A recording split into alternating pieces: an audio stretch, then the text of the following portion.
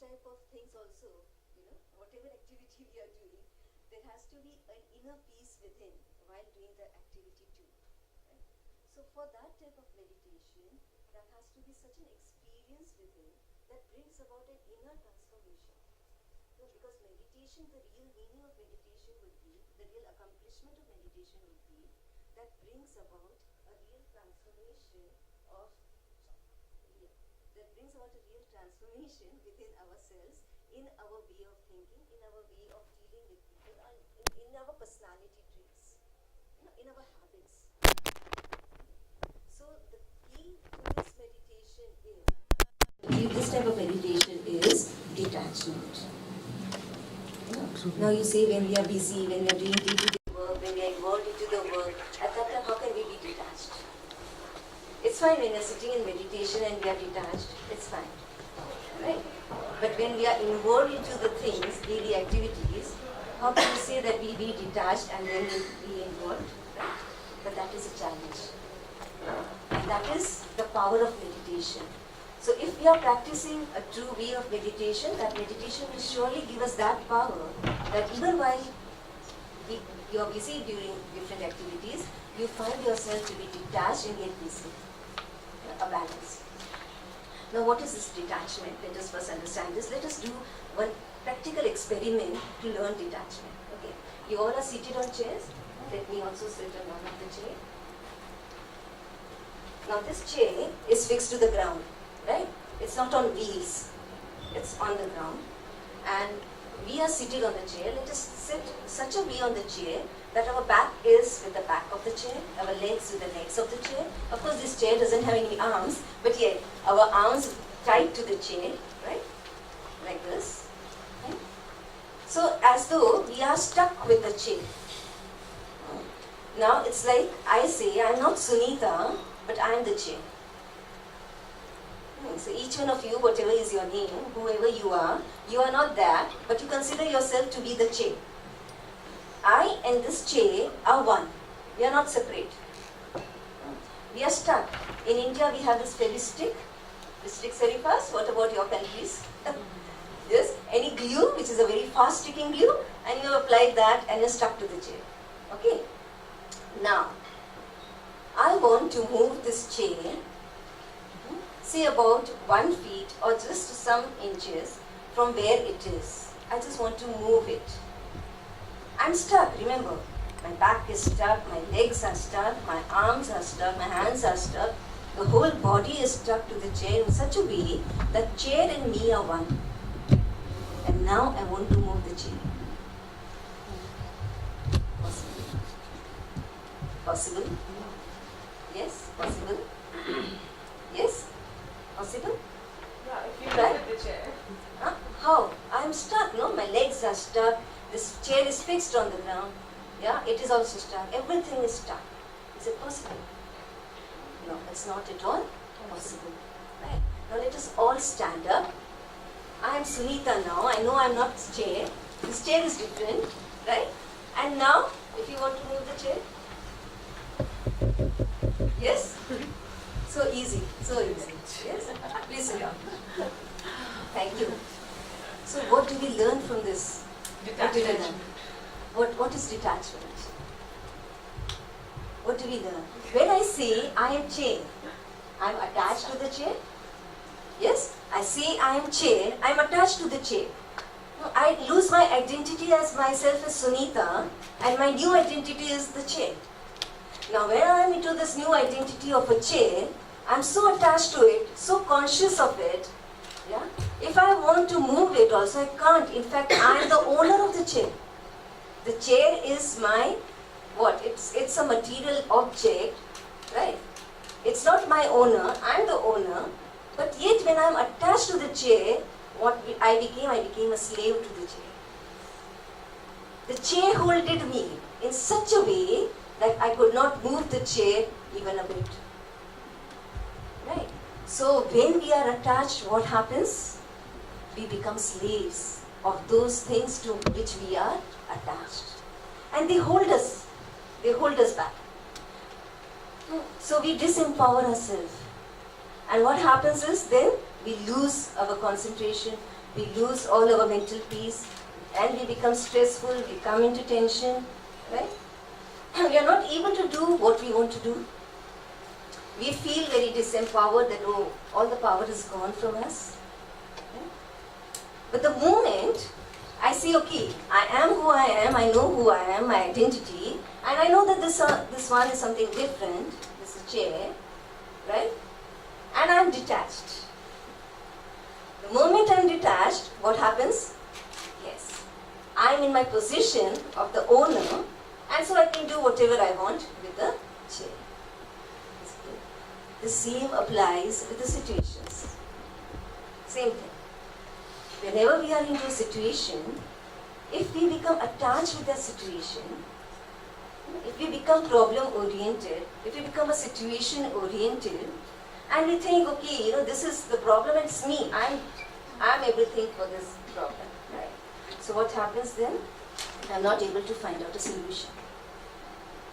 So when we practice meditation, detachment, it is detachment from what? Detachment from the situations, detachment from the problems, being in your position of who you are in reality, right? And when I am in that position of who I am, I then think of the solutions. So I become solution oriented. So meditation tells us that you detach from what? The environment, the situation, but the immediate detachment, which is very necessary, it is this physical body. Because who am I? I am the one who is the owner of this physical body. I am not this physical body. I am not the eyes. I am not this nose. I am not this mouth. I am not the face. I am not these hands. I am not these legs. I say these are my hands, don't we? I say these are my eyes. Do I say I am eyes? Do I say I am hand? No. So when I say these are my hands, when I say these are my eyes, then that consciousness has to be there. Who am I? Who am I? Who says that these are my hands? So that consciousness is something which is eternal. And in spiritual parlance, we call it as the soul, the entity which is eternal, which is actually the master of this body, which is the immediate situation I am facing. See, whatever the situations are there externally, they are perceived through my eyes, we hear it through our ears, right? We speak through our mouth, right? We perform through our hands. Right? Without this, no stimuli can enter us. All the stimulus which is there outside, the medium is what? This body. And through this body, this medium, it is going where? It is going in that inner space, who I am, really. Right? So I am absorbing all that within me from this external stimuli through this body. So the first attempt of a detachment is to be detached from this body. The moment I practice in meditation to be detached from this physical body, I realize who I am beyond this physical appearance. My real nature, my real identity. That this physical body is just like a chair, but me, who is beyond this physical identity, I am a soul, the master of this body which is like a chair, on whom I am seated, the master. Now who is this me? This me which we call as soul, yes. What is this soul? When you see a dead body, a mortal body, dead body, right? What is the difference between that body and a living body? Yes? There is no more, you say. Right? No more. Who is no more? The body is still there. But who is no more? The soul is no more. Now what is that soul? Which is there in the living body, but it's not there in the dead body. So what's the difference? Suppose the dead body is kept on the road. It is just placed in the middle of the road. and there is a truck coming in a very fast speed. So what will happen to the dead body? Will it get up? Right? But if there was a living body there, instead of the dead body, what would happen? That living body would immediately... Why? Because that living body has the energy of thinking what to do, deciding what to do. First there is a thought, what is happening, right? Then there is a decision to take, what should I do? And then there is the memory which actually tells that what you should do, the associated memories that are there within it, or the personality traits, the personality sanskars of getting up quickly and bringing that decision into action. These three things are there in a living body which are not there in the dead body. Now what are these three things? These three things are, one is, that is the thinking faculty, which is called as the mind. The other is the decision-making faculty, which is called as the intellect. And the third is the personality traits or the sanskars, which you say in Indian language, it's the personalities, the habits, right? The actions which are being repeated again and again and again and has formed a habit, it's formed an impression within. It's formed a memory within, and from that memory, again a thought appears what to do. Now suppose there is a situation in which now you are responding to me. Okay, on what basis are you responding? You are nodding your head because you have this memory of how the dead body would not respond, or how the living body, you visualize a truck coming and you see how a living body gets up. That means you have got that memory about that situation. And you can visualize that, and so you are able to nod when I am explaining it to you. Isn't it? So those are the memories in the soul. So these are the three things that makes the soul a sentient entity.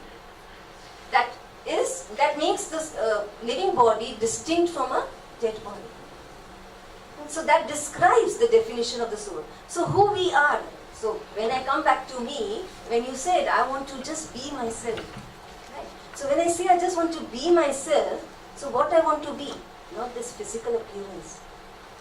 Right? What I want to be is my true self, which is in this body.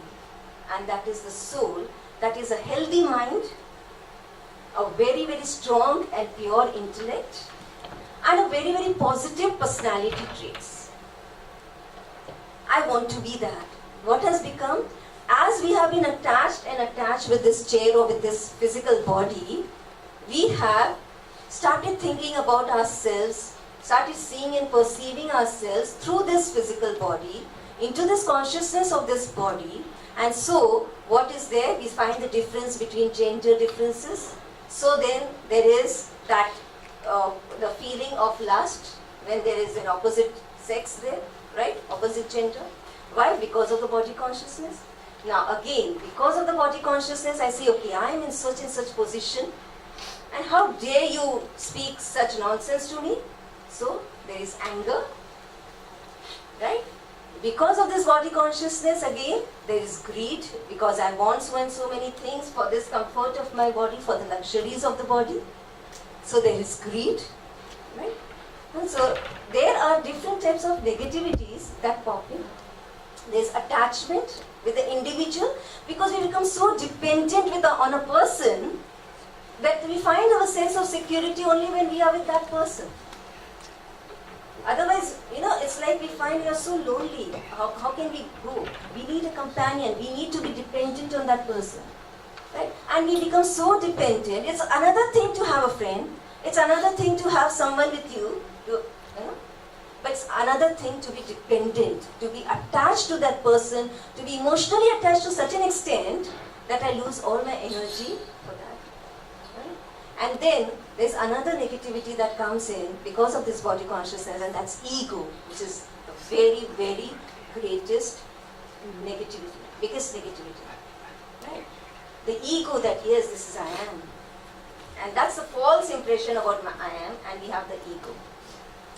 So, when I am detached from all this, what happens is, I see myself as a very peaceful star, a star here in the center of the forehead.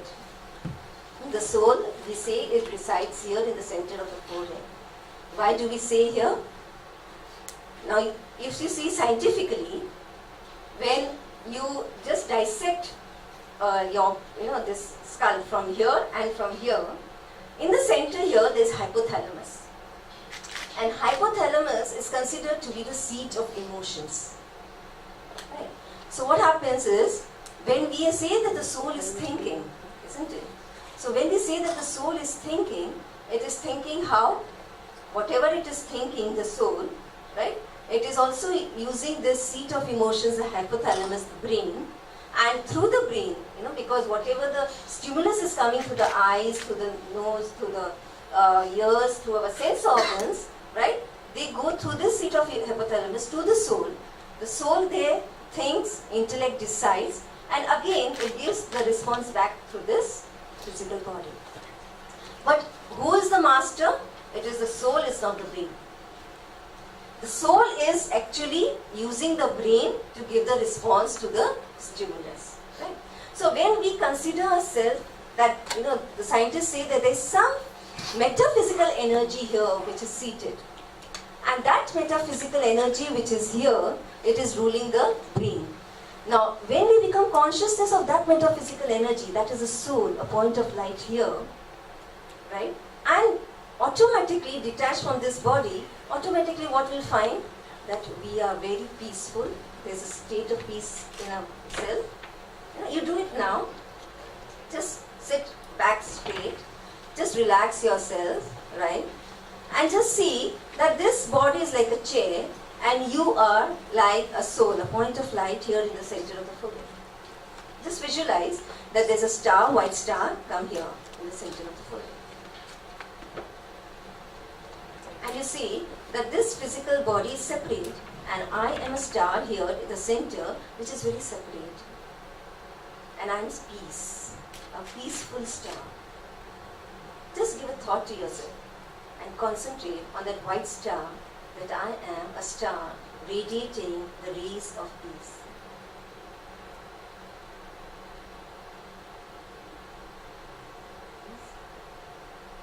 Slowly and slowly you will see that your whole body is surrounded with a light, a peaceful rays, and you feel yourself detached from this body and very light, light as a feather. You see yourself very light as a feather. You can see the distinction between the body and yourself as a soul.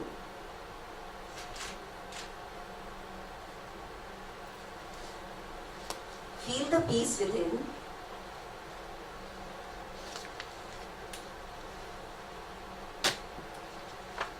And accept yourself as I am a peaceful soul.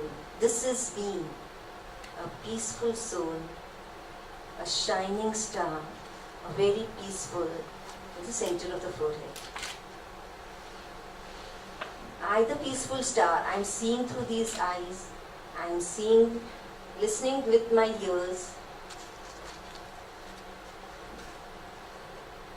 Whatever the stimulus I am getting from outside, it is getting through these sense organs, which is not me, but I am a shining star here, seated on my position of peace, and I am seeing everything. So now when we start doing this type of visualization and thinking, one more thing to be remembered is that when we sit, normally what we do is, we sit, we close our eyes and sit. Right? Now when we close your eyes, what happens? The mind can wander anywhere. It may wander, you're seated in India, you may go to America, you may go to China, anywhere and come back, and you don't know. Or it could be a nice nap also, and you say, oh, there was such a good silence. Right? So, the best thing to do is, what we do is, when we sit in meditation, we keep our eyes open. Because initially what we started, that we want this meditation for what? While doing the activities. We want this practice to bring into action. Right? Now, when you're performing any activity, we're not closing our eyes and performing. We have to keep our eyes open and do any activity. Right? So, even while sitting in meditation, it's very necessary that we give this practice to ourselves, that we keep our eyes open and see ourselves. Very simple. Now, let me tell you, we'll ask you 3 questions. Which is the simplest geometrical form? Simplest geometrical form? Sorry? Straight line. Straight line. It takes a time. Dot. Yes? Any small child, you just give a pencil or something and what you'll do? Dot. Very simplest geometrical form. Okay. Now, which is the simplest color? White. It has all colors in it. White is the only color which has got all the colors in it. It's a combination of all the colors. And yet it's very simple. Very peaceful. Another, which is the simplest sound? Simplest sound. Silence.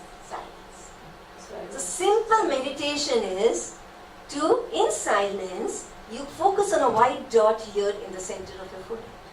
That's a simple meditation. Keep your eyes open and just see yourself here. See, while your eyes are open, if I ask you, can you please explain to me your home, from where you have come? Yes? When you enter, what is on the left? What is on the right? You can see that. You can visualize. Your eyes are open. You need not close your eyes to visualize that, right? You are looking at me, but yet you are able to visualize your home. Right? You need not close your eyes. Similarly, just to visualize yourself, myself, as a simple dot, white dot here in the center of the forehead, I need not close my eyes. Do I require? No, we can do it. Now also when you are listening to me, you are able to visualize a white dot in the center of your forehead? Yes? Yes? Every one of you? Yes, we can do it. Right? So while talking, while listening, we are able to visualize. So similarly, when performing any activity, it is so simple. We can visualize. Right? We need to just give a reminder to ourselves. Again and again, we need to give a reminder to our subconscious mind. Actually, it is our subconscious mind who is actually ruling us. Right? What is a subconscious mind? Those memory traits, the memories within us. Right? Now, when I say that, you please, would you like to do this activity? Yes? Sure. Yeah, please stand up and hold a pencil in your hand. Okay. Do not drop it. Okay, do not drop the pencil. Do not drop it. Yeah. So you are just still thinking, should I drop or not? Yeah? Okay. So when I say, okay, drop it, it's done. Right? It's simple. But when I say, do not drop it, what is happening? The mind is, please sit down. Thank you. So when I see anything which is negative, a negative statement, what happens? It's like a small child is on a tree, okay, on the top of the tree. Now there is a huge wind, gust of wind coming, right? And now what happens is, because of that wind, the tree is, now what will happen? What will you say? It's your child there on the top of the tree. Now what will you say? What will you tell your child? Do not fall? Do not fall. Do not fall? Yes? Okay, so one person said do not fall. Right? And there was another child there on another tree, and there, the parent of that child said, that son, please hold on tightly. Please hold on tightly. Now what happened? Here when they said do not fall, the child is first visualizing falling, and then it says do not. So, by that time it's already fallen. And here when they say hold it tightly, what is happening? He is visualizing to hold tightly, so he hold it tightly, so did not fall. Similarly, do not drop, so first you are thinking of dropping. No, should I be dropping or not? Should I be dropping? Considered falling or tight. Yeah, so it's like, what you decree to your subconscious mind, it will happen. So if I decree that yes, I am a soul, a peaceful soul, which is separate from this body, I am not this body. I need to decree this to my subconscious mind again and again, again and again, again and again, remind myself. Because now what has happened is, we have so many years of conditioning that I am this physical body. It's so many years of conditioning, so many births of conditioning of the mind that I am this physical body, that whomever we see, our first attention is on the body. What skin color, what are the eyes, how is the face, how are the looks, all that. You know? But now, what I want to make a habit is, not the physical conscious, not the body, but what the consciousness, I am. You know, even if I say not this, then again there will be a confusion. But what I need to say again, a positive decree statement, that I am a soul, a point of light, peaceful soul. Whoever is seeing here, you all are souls, very shining stars, very peaceful stars, right? And when I start seeing this myself, when I start seeing this at others, what will happen? Irrespective of what skin color, irrespective of what caste, irrespective of what gender, irrespective of what position, I have that love, I have that peace, I have that compassion for each and every one. Because now we all are on the same level of the soul, irrespective of what the other differences are. And that brings harmony, that brings peace in our mind. Right? And that peace sustains for a long time. That peace sustains. Because the source of that peace is something which is eternal. The source of peace is not something which is physical, which is perishable, right? Which is temporary. No, the source of peace is something which is permanent. Soul is permanent. It is eternal. So we are seeing the peace where? Where is the peace? It's not in the outside situation. It's not in a luxurious room, right? It's not outside. It is within me, inside me. It is me, myself. What is peace? It is me, myself. It's my identity, peace. My originality, peace. Love is what? My original form, love, which is the form of the soul. But when I come into the consciousness of the body, then it becomes attachment, it becomes lust. Right? But that love, which is pure love, the soul love, which is only when I am in the consciousness of the soul, detached from the body. So this is the meditation, and when we practice this type of meditation, we start first realizing ourselves, and the next part is the communion with the Supreme, which is very important. Now see, whenever you water any plant, how do you water that plant? Do you water the leaves of the plant? No. How do you water a plant? The roots, the seed. You don't go watering the leaves, isn't it? Similarly, this entire world is like a tree. We human beings, we are like leaves. Right? We all are actors and actresses on this world stage, as Shakespeare has said. Right? Now, this whole world is a human tree, if you can imagine, and we all are like, different sections of the society are like the different branches, you can say. But all the essence comes to the trunk, to the roots, now, to the seed, that is the creator, he is only one. The parts, the branches may be different. The creator, the supreme, is one. We all are the children of one God, Father, one supreme. We see that Christians worship what Jesus, they not worship, but you know what Jesus has said, God is light. Jesus says that don't remember me, remember whom? God, who is light. And Muslims, they go to Makkah, there also there is one Sangi Aswad, they call this as a stone, and that is also the form of, a thumb, which is also light. Sikh, you have Ekumkar, Nirakar, again light. Then we have Hindus worshipping Shivling. Shivling is called as Jyotirlinga. Jyoti means light and Ling means symbol. So again Shivling is also a symbol of light. But in Hindus, we don't worship light because if you put flowers or anything on light and if the light extinguishes, then it's not considered to be good. So we have a stone image of that light, Shivling, and you worship that. So in any religion you go, everywhere God is considered to be light. He is one. His form is one. He is our Father. We are point of light. Obviously, our Father is also point of light. He is beyond cycle of birth and death. So he is again the supreme. And then what we do is, when we detach ourselves from this body and see ourselves as a soul, we communicate and we unite ourselves with that supreme who is the point of light. So the second step in meditation is union with the supreme, which is very, very essential. Because in today's life, everybody is finding themselves to be alone, lonely. There's nobody whom you can trust and share what you want. It's only one supreme whom you can tell out whatever you want, share whatever you want, and you'll get a response which is very, very selfless, which is very, very true, which is very, very beneficial to you.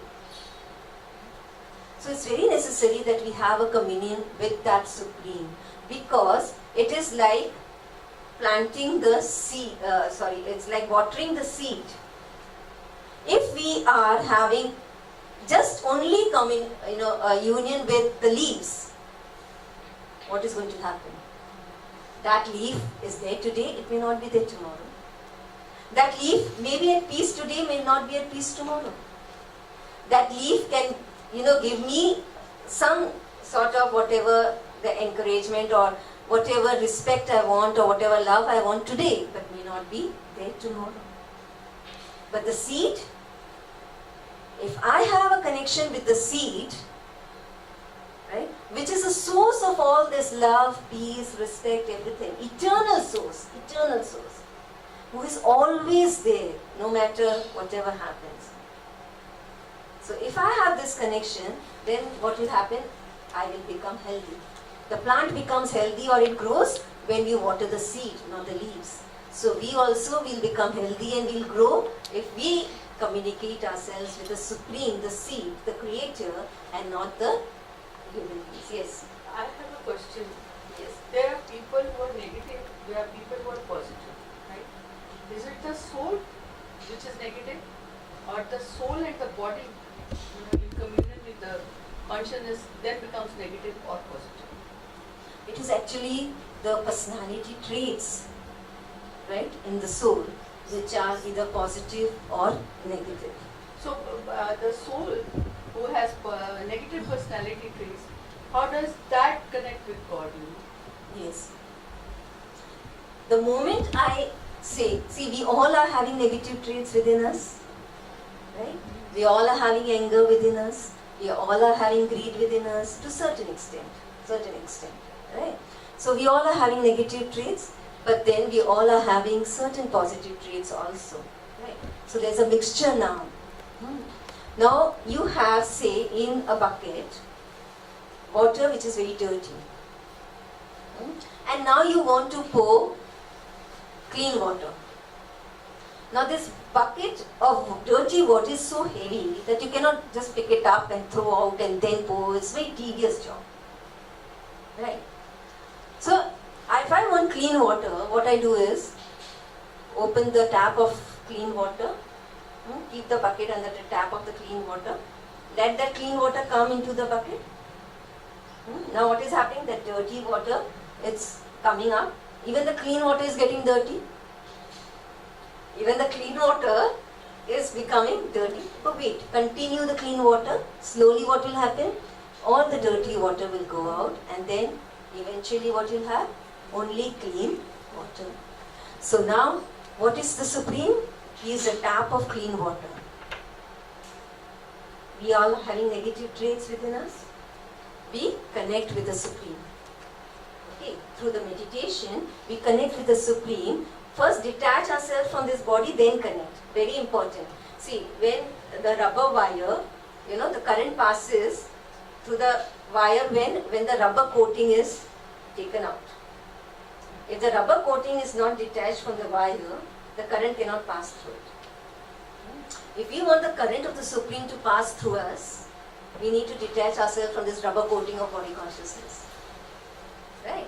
So we ourselves, the soul, connect with the Supreme, the point of light, and then what will happen? That tap of clean water will open and the clean water will come over us. Okay? So during, what happens is it's not just an overnight process of cleansing. Meditation is a cleansing process, but it's just not overnight, right? But it has to be continuous. If you close the tap in between, nothing is happening, I'm getting all the more angry, I'm getting all the more disturbed, I'm getting all the more stressed, there's so many situations coming, I'm not able to do it, and then if you just give up, nothing is going to happen. We need to sustain. We need to have the trust that it's going to happen. It will happen. This is my original nature. Again and again decree positive to your subconscious mind. Okay. Go on doing it, go on with the positive, sustain yourself with the positive, sustain yourself with continuation, with the union with the Supreme, and what will happen? Slowly and slowly, the negative traits are out. Because I'm only concentrating on the positive. I don't even know when they went out. It's so simple, it's that easy. We just need to focus on positive only, continuously. Now say for example, I take an aim that okay, I'll remain positive throughout the day. I'll remain at peace no matter whatever happens. Now what happens is, you go at home and suddenly maybe your children, they are not doing their homework or they are not doing something, and you say okay, you have decided to remain at peace, and suddenly the situation comes and you feel angry. Okay. Now that moment, you took a moment to be angry, right?